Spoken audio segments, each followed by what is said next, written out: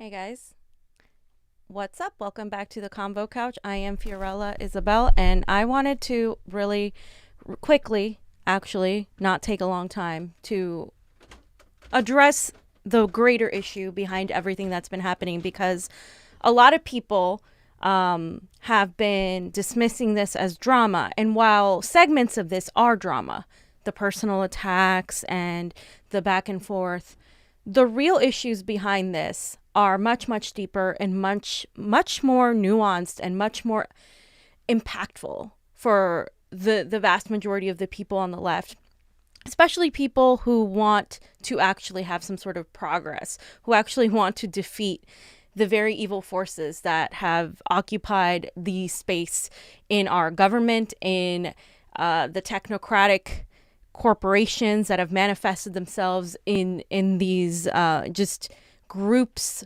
of individuals who seek to actually divide and conquer. Because the issue of divide and conquer, right, it is a very real issue. And I'm not, this is me talking because I'm not going to show any tweets. I'm not going to show anything else. But what I am going to address is what some people have said. Now, Jordan Chariton said, multiple times that this issue is a lot of drama and it's distracting from real issues. I can agree with him on the fact that it is taking space from where other things could be discussed. However, the reason we're discussing this at the moment is because the people that are completely in complete total culpability of distracting us are now wanting everybody to shut up and continue to pretend that the things they said are okay, that you can just flagrantly call somebody an Assadist, a right-winger, a Nazi, a white supremacist, a Russian asset, and it's fine. Especially if you are a gigantic media company like TYT, especially if you take money from very powerful people like TYT. And then, of course, their affiliates, right? Like the Sam Cedars and the Emma Vigilance and all of those people, right? And then you have BreadTube and Vaush and all these people who are extremely popular, and they have hundreds of thousands of subscribers. Unfortunately, the things they say have an effect. And because I'm anti-censorship, I'm not going to tell you these people should be taken off the air, because as stupid and as malignant and awful as some of the things they say are, they have the right to say them. And I have the right to sit here and refute them, as does Dore, as does anybody else, especially if you're being smeared, right? If you're being smeared. Now, you don't have to like any of the people on either end. I obviously do. I am friends with Jimmy Dore. I like the reporting the Gray Zone does. I feel like they do decent work. They're not the only ones doing decent work. There's a lot of people that don't get the right accolades that are doing a lot of work. People like Robbie Yeager, people like, we covered the Peruvian elections, all these things. You can admire people, and that's where I'm at, right? I admire people. I don't put people on a pedestal. Now, what is important is to not let go the fact that journalists or media companies or political commentators should get away with blatantly smearing people with zero evidence. And that's what's been happening throughout this whole entire month, and I think a week or something like that, since late May. And that in itself is the issue I have, because I live through it every day. Like, I live through being told I'm a right winger, or like I'm a Nazi, or stupid things like that, right? And it's like, okay, if like some idiot on Twitter says it, it's not a big deal. But when you have people like Ryan Grimm amplifying these things, people that work for The Intercept, that was once held to high regard by the vast majority of progressives, then you have people sitting on the fence like Kyle Kalinske and Crystal Ball, or just trying to play both sides on an issue that is blatantly very clear. You don't stand for smears and for attacks that are just a substitute for not having anything of retort of value to say, because these attacks all began with TYT. And like I said, I didn't want to talk about them, and I'm not really going to focus on them. But it's like, if you're going to call people Assadist, Russian assets, brutal dictators, for some reason, that's just kind of been the norm, and it shouldn't be. It shouldn't be, because unfortunately people believe everything they read on the internet a lot of the times, right? And so when that happens, your reputation as a journalist, as a commentator, as a whatever you are, as a YouTuber, it's in jeopardy. And people have this whole idea that is completely misconstrued. There are so many lies that are peddled about all of us, especially now more than ever. I don't know if you've noticed, but there is an obvious attack, and coordinated, in my belief, to some degree, on people who are exposing the upper echelons of the neo-progressive, quasi-independent media. It's not really independent anymore. It's bullshit. It's unfortunately attempting to replicate mainstream media, but with different people and better words, just like the Squad and DSA are attempting to replace the Democratic Party, not really change it, just be the new arbiters, the new gatekeepers of everything that's happening. And so when you take all of this into context, right, that all of these people are being attacked, a lot of us are being smeared and just blatantly told that we take right-wing money. The other day, what we were told that we took, we were funded by Jack Posobiec. It is absolutely ridiculous. And again, when you have journalists like Ryan Grimm amplifying these messages, that gives it some credibility, because still some people still hold the Intercept to regard. And by the way, independently, yes, there are some things that they do report on that are decent. I can't say that it's not. But do I trust in the institution as a whole? No, because they haven't protected their sources, because they push Bellingcat, because of X amount of reasons, right? So when you have this whole like internet where a lot of people just tend to take sides and play team sports, then what happens is it becomes more about the cult of personality and who you like than about what's actually factual. And my problem isn't if people like Jimmy Dore or not. We are all adults. You don't have to like him. You don't have to like me. You don't have to like anybody. But there is a limit as to what is morally right and morally wrong. And when you're going to go and lie about people and try to smear them because you can't defend yourself with actual responses to, hey, guess what?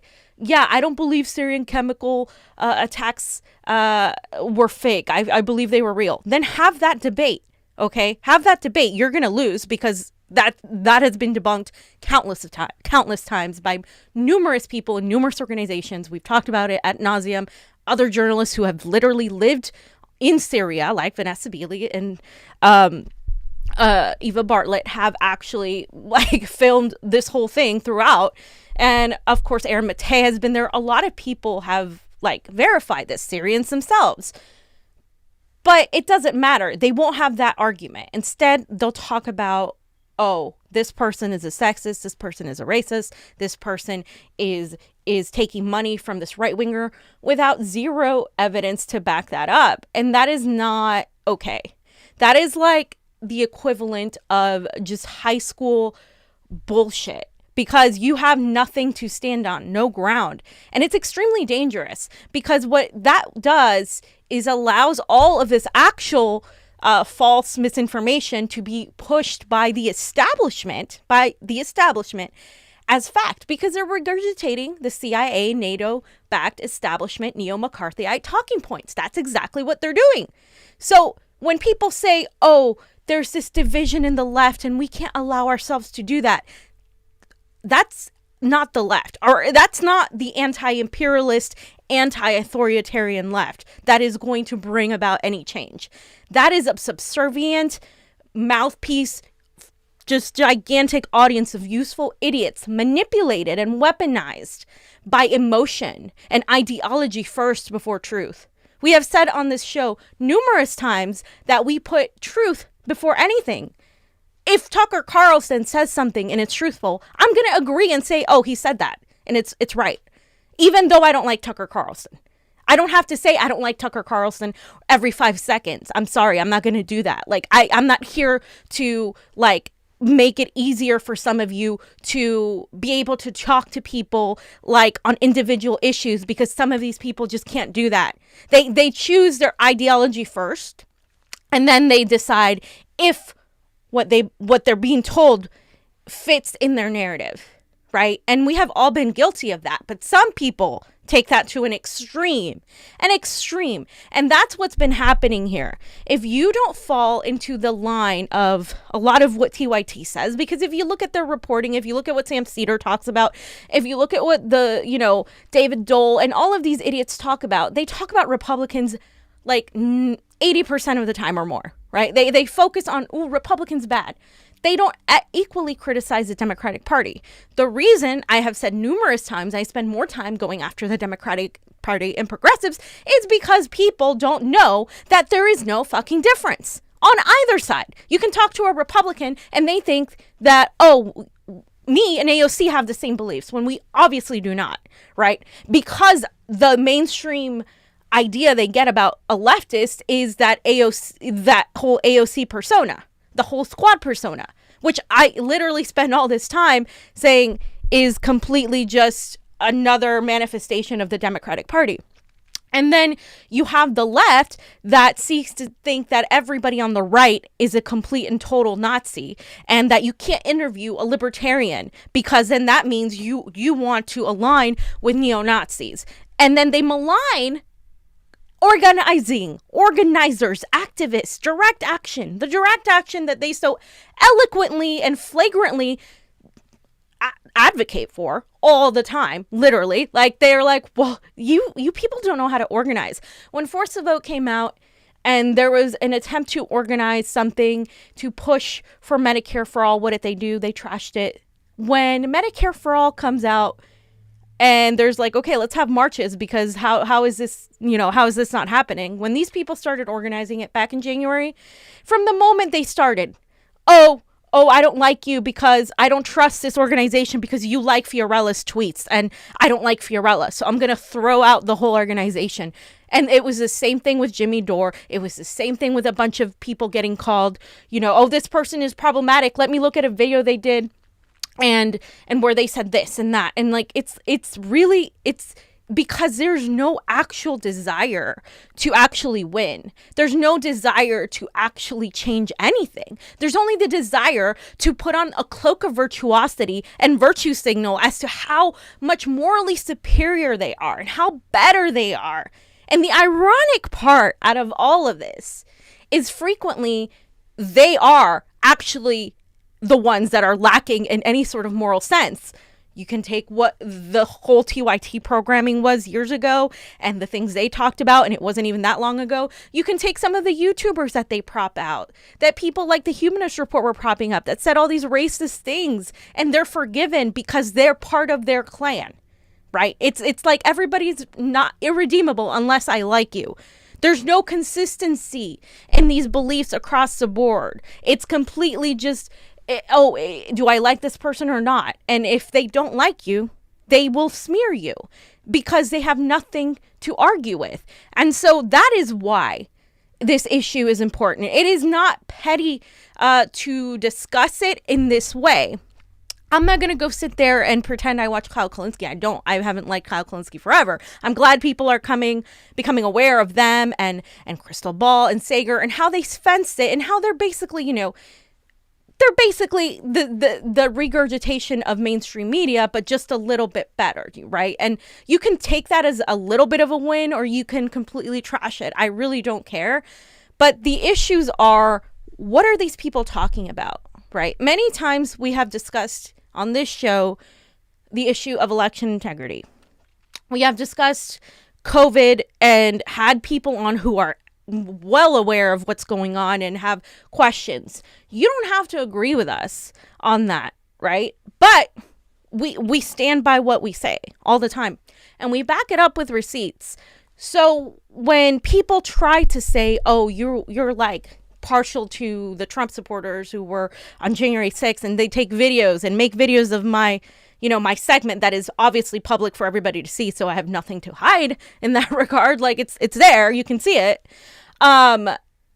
And try to twist it in a way where it's like some sort of, they put their own narrative and their own theories. That is disingenuous. And I'm going to defend myself against that. And you can't tell people that they can't defend themselves against that, because that is their reputation. That is their livelihood. It's sometimes you need to speak up and say, hey, that person is lying. That person is smearing me. That person, this is wrong. You can't just stay silent. Sometimes it's best to ignore. You pick and choose your battles.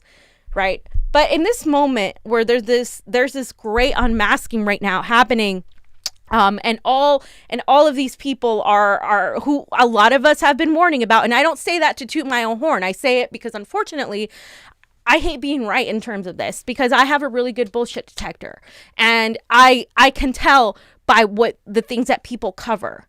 If you're afraid to do bold journalism, to really just say, hey, maybe guess what, I'm going to go against the grain, not because it's edgy or it's the cool kids thing to do, but because I've done my research and here's what the mainstream's saying and here's what I'm saying. And that's what I did with the election. People say, oh, they did it for clicks. Are you kidding me? Like, we got the opposite of clicks. We got smeared to no end. And it's like that is not for clicks. For clicks, I could be discussing AOC and how great she is and how great the squad is and how great Bernie was and how he's perfect and how we need to elect Nina Turner to make the squad bigger. And yay, we're going to continue pushing, DSA and all of that. And I could be this happy, bubbly progressive that's just like, ha ha ha ha, everything's great, guys. We just need to elect more DSA members. Yay. No, that would get clicks. That having tiptoeing around the issues and not taking a firm stance, that gets clicks. What doesn't get clicks is discussing the issues that nobody talks about. The national security state, Assange, elections that are very wonky and nuanced and oftentimes not as clear cut as the left likes it to be, and reading these bills and talking about elections in other countries, or talking about imperialism, or trying to say that Syrian chemical attacks were fake and everybody looking at you like you're supporting a brutal dictator, or trying to say that all of the things you have believed and all the people you have admired have all these faults. That's bold, but it doesn't get you the clicks. And there are a lot of people who I admire who are mostly on Rokfin now, right, that really go there and talk about documents, right? Like, we broke down a few documents. We talked about Biden's fascistic attempt to literally put people in jail for being just activists, and we saw that now with one of the water protectors, and I'm going to be talking about that as well. That's extremely important because they put that woman away because of the added legislation. And so these are the things that are really scary and are affecting all of us. But the reason this feud, as some may call it, right, between Jimmy Dore, TYT, Kyle Kulinski, and all these people, is important, is because we need to understand that there are people that are willing to fight with us against these institutions, the national security state apparatus, the military industrial complex, the CIA, and there are people who stand in the way, who won't discuss it, or who will lightly discuss it, and then as long as they're allowed to discuss it, so to speak, and then they're in the way. So when somebody tries to push CIA talking points that are hurtful to the cause, it is our right to say, no, what you're saying is wrong, and here's why it's wrong. We will correct you. If their reaction is, oh, well, Fiorella, you were on January 6th and you said Ashley Babbitt shouldn't have died, which makes you a white supremacist. That's okay. That's fine. They can say that.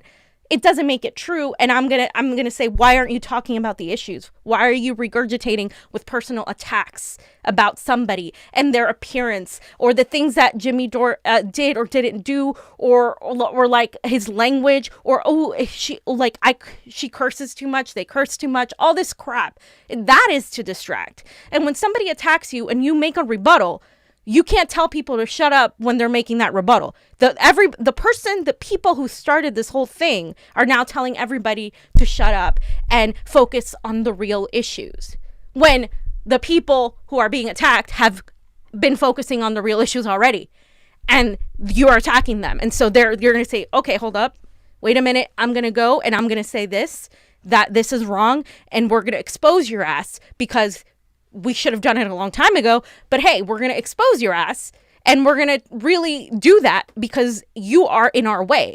You are not allowing this discourse to continue, and people need to know the truth. And sometimes the truth doesn't come at the moment we want it, and sometimes there is a momentum that helps the truth come out, and we're in this momentum right now. So what we need to learn from this is to understand and listen to the voices of the people that have been consistently telling the truth, don't really, and when they don't, or when they get something wrong, they'll admit it. But there hasn't been an admittance of wrongdoing. There hasn't been any sort of apology. There's only been more smears, more, oh my God, pearl clutching. I can't believe this is happening. Da da da da da. And like more of that. There's been more of all that bullshit. And so when people dismiss this whole thing, right? Oh, it's just drama between leftists. And like, no, I mean, you could look at it and say, oh, this is just stupid drama. And trust me, there are a million other things we could be talking about, right? And yes, as Americans, especially the left, there is this whole bread and circus thing where people love seeing debates and people love seeing people go at it. That is an innate thing that's part of being in the political discourse. But when, just be cognizant of that. Just be cognizant that it's not all there is.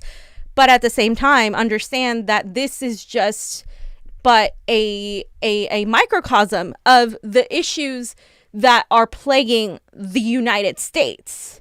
Because when we talk about COINTELPRO, when we talk about fascism and the takeover and the push, the technocratic panopticon and the privatization of everything that is just our environment and that's near and dear to everything we seek to protect. And when we see all these things happening, like the Gulf of Mexico being on fire, ridiculous temperatures in the north, all of these things that could be discussed are weaponized and co-opted by the very people we are trying to expose. So in a way, when you're discussing this, when you're discussing these issues about, whether it's Jimmy Dore or whether it's Kulinski, it's all, those are all figures. But really, what is behind this? It is a commitment to truth. It is a commitment to doing what is right, regardless of how you may be perceived. Because the right thing will not always be popular. And that is something that people need to learn. And I think people are learning. And the tide is shifting. A lot of the left, a few years ago, when I started saying something about Crystal Ball or something about AOC, I'd get a lot of, no, but you're wrong, da da da. Now, they're moving, right? There's a shift. And I think that's an important thing to note, because in spite of all the issues we face, in spite of all the adversity and the negativity that is plaguing our movement right now, and the movement to really stop this authoritarian takeover that we see, that I'm not going to stop screaming about, it is a win, because it means people are finally seeing, okay, wait a minute. Okay, yeah. Okay, I see where you're coming from now. And I think that is an important win to note, because, there's got to be something we're doing. And it's because there are more voices on the left. There are more voices of independent media that are pushing people to think about things in ways they didn't think of before. It's also the fact that we're dealing with a lot of censorship, right? We're dealing with a lot of bullshit from the empire. They're so blatant about it now. They're coming after everybody. That is the divide and conquer. That is the whole, you can't talk to a boogaloo boy. You can't talk to this person who voted for Trump. You can't do that. That is the divide and conquer. It's not OTYT says you guys are fighting and so no. The divide and conquer is the people that are trying to tell you who you can or cannot organize with. The divide and conquer are the people that are making it more about cult of personality than about marching in the streets for fucking Medicare for all. That's the divide and conquer. The divide and conquer that continue to smear Julian Assange, who is in jail, not for anything except exposing the U.S. empire and their Western allies, period, for being a journalist. And then what happens after he's still in Belmarsh prison awaiting extradition, right? Where the Biden administration is going to continue extradition. Then what happens? They make laws, they're pushing legislation to make every single person an extremist. That is why that's important, because it encapsulates every fucking issue we want to care about. The protest bills that are literally out in so many states that are trying to make it a crime for you to protest. The legislation that is trying to make it a crime for you to film a cop. That matters. That matters. But you need to know who the hell is talking about that, because not everybody's talking about that. And there are people that are saying these people exaggerate. They think that they just want that, they don't want to participate in electoral politics. We're telling you what time it is, because electoral politics hasn't done shit for the American working class. And your side, these people that are smearing a bunch of journalists, activists, and commentators are the ones that are doing it because they work for the institutions that propagandize the status quo, that tell you that you can only have change incrementally, that you can only have change via the Democratic Party, that you can only do things a certain way, that you're too stupid to understand things how they work behind the scenes.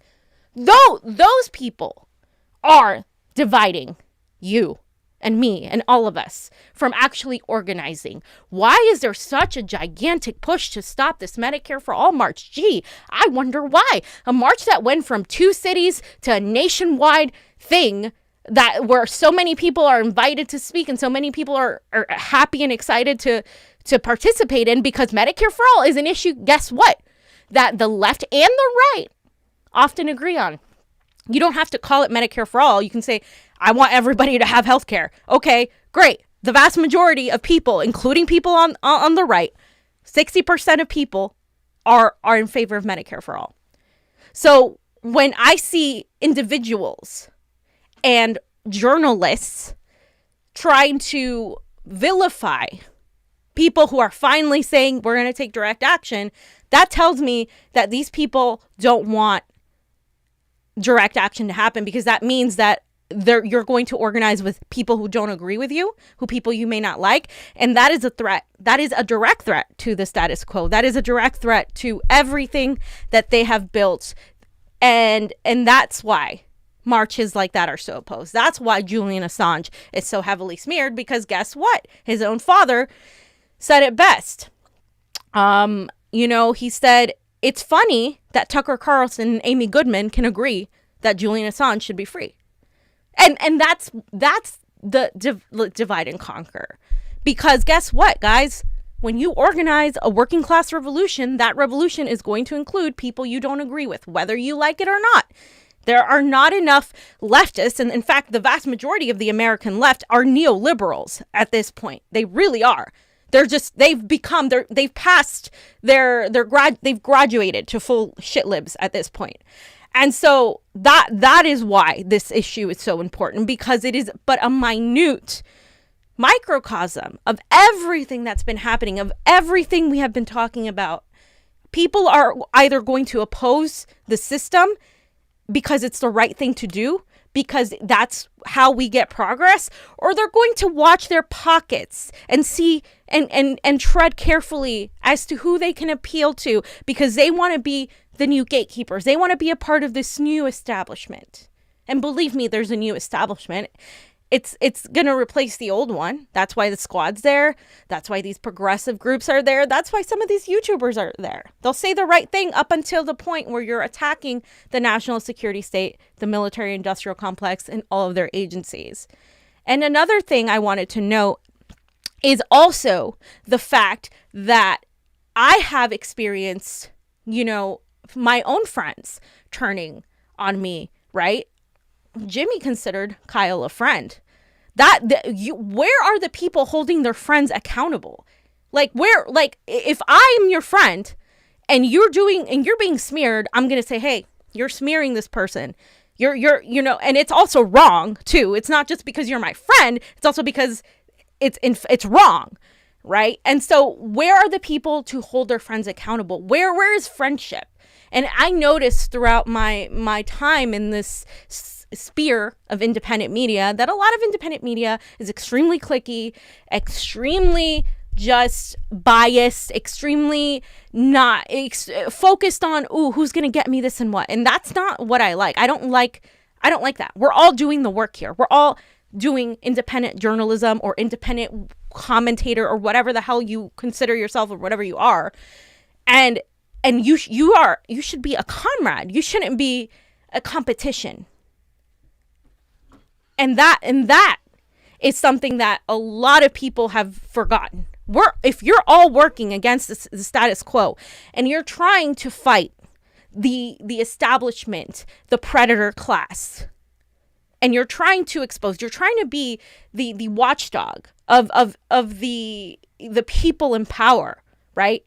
You don't have to like each other 100%, okay? But you're working together for the same eventual cause. Too many people don't see it that way. And that's why it's also a matter of integrity at this point. Like you have to have integrity, even if it hurts your pockets, even if those people sitting at the cool kids table aren't going to invite you over to their shows anymore. Even if that happens, the right thing to do is the right thing to do. And I've seen so many revelations on so many people who, many thought were actually progressive. And to me, it just shows you that there's, you can create a whole new wing and say, oh, this is independent media and these people are progressive and they should be above all of this and all of that. But at the same time, if you don't do anything to actually change what the difference will be when it comes to money, or when it comes to, this whole ego-driven need to feel like you're superior to somebody, eventually it's going to end up in the same fucking place. And that's what I'm noticing now. Independent media isn't supposed to replace mainstream media. It's supposed to be different. It's time to check ourselves. It's time for everybody to check themselves as to what you're doing here, because this isn't about you as a person. This is you. I mean, it shouldn't be. I think it is to some people. It shouldn't be. It's about telling the truth and guiding people in the right way. And I think the great unmasking and everything that's continued has absolutely shown us that not everybody is on that same page. So basically, that's all I wanted to say, guys. I appreciate all of you for the support.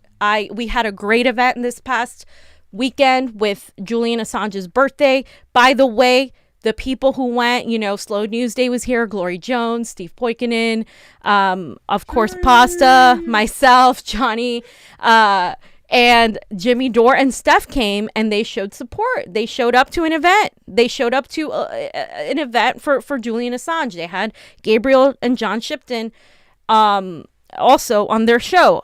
These are things that need to happen. And guess what? Activists were pushing for that to happen, right? This is how it works. You have these activists pushing for these people to get exposure, for Julian Assange to get exposure. And that's how it happens. Okay. And that's important because, again, a lot of people come from this. I've been an activist. I still consider myself one. That's why the things I cover are different than maybe some of the other things people cover. But I applaud anybody who really takes time out of their day to really go and talk to people, talk to their supporters, talk to their Patreon members, talk to their listeners. It was wonderful seeing our Patreon people come. And so, when we have that quick, just knee-jerk reaction to say, oh, this is just petty drama.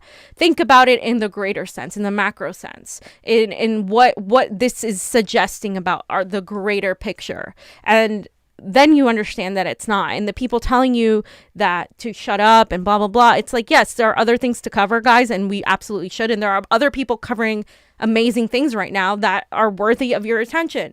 But it is also imperative to note that people getting smeared and people being told just blatantly that they are things that they're not is going to have an effect. And we are allowed to defend ourselves, and we are allowed to defend other people who are being smeared. And it's because of this whole propaganda machine that needs to be exposed. And that includes people who many thought were progressive or any different, and they're not. So I think I have some super rays to read. Emblem Fate said, I don't view it as... Hold on. Is the scroll thing up? Let me read this.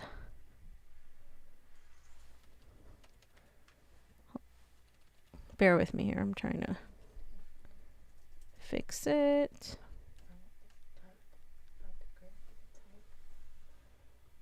Let me pull it up on my phone because I don't get the...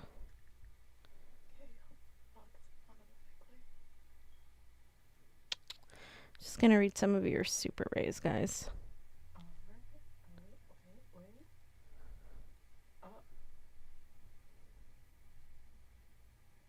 Okay. Where's the super ray option?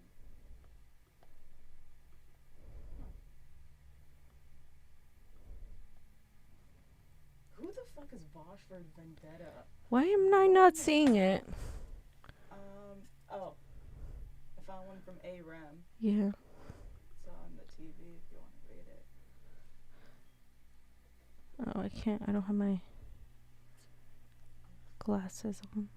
Okay, I see it. Emblem Fate. I don't view it as a complete drama, but I did find it disturbing how segments of the progressives are willing to normalize serious issues like falsely Me Tooing someone. It hurts real victims' cases and ruins lives. Absolutely. That's one of the things I've said multiple times.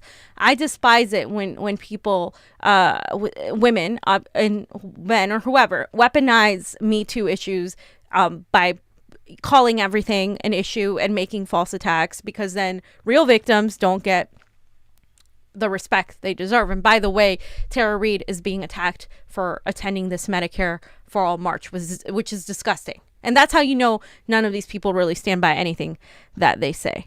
Hunter, thank you, Hunter. I really appreciate the super ray. Thank you for being a fam. Revolutionary Drew, TYT is a think tank for the oligarchs to create chaos within the left.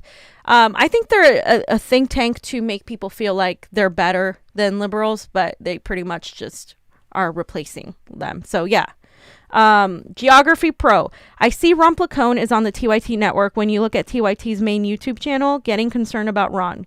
Check it out if you don't believe me. I haven't seen that. Ron boosted our event, though. He boosted our LA event. He wasn't there, but he dedicated a solid couple minutes of one of his streams to talk about it and pull up my tweet on it. Yeah. Yeah. They can hear you, right? I don't know if any of them heard that. Oh, okay. Well, Ron, Glory's here. Ron boosted the event and did a whole show on it. So she just wanted to say that. BX Kami. I live in the South Bronx, and every single rep I have, city council, mayor, state, assembly member, and senator, congressional rep, and senator, governor, etc., all call themselves progressive Democrats. Exactly. It has no meaning anymore. Our community is 99% black and Latino, and people think Democrats are on our side when it's the Democratic Party who have sold us out for decades. This is why progressive Democrats need to be exposed. Absolutely. Hey, fam. Hey, Slow Tuesday. Costello, keep up the good fight. Thank you, Costello. A-Rem, thank you. As always, well said, Fiorella, laid out beautifully. So goes the Convo Couch. Good things follow. I have come here to chew bubblegum and kick ass, and I'm all out of bubblegum. Hey. They live. If you haven't seen the movie, The Agronomist, a 2003 American documentary directed by Jonathan Demme about Jean Dominique, super recommended amongst other things. Thank you so much. I have not seen that. I will watch it. Anything else? Let me see if there's any other. James Evans, thank you for the Super Ray contribution. All right, guys. I wasn't going to stream today, but I felt like it was important to address that. So, thank you to all the YouTube viewers. I appreciate all of you who were watching. We're still demonetized, so if you want to help us out, leave something on the PayPal or on, Rokfin or Streamlabs. But thank you so much for supporting and watching. We're still continuing to post here because of the algorithm, but really Rokfin's where it's at. So join Rokfin. And again, thanks to our Patreon members. And yeah, all right, that's it. Guys, from Fee, see you soon. Convo out.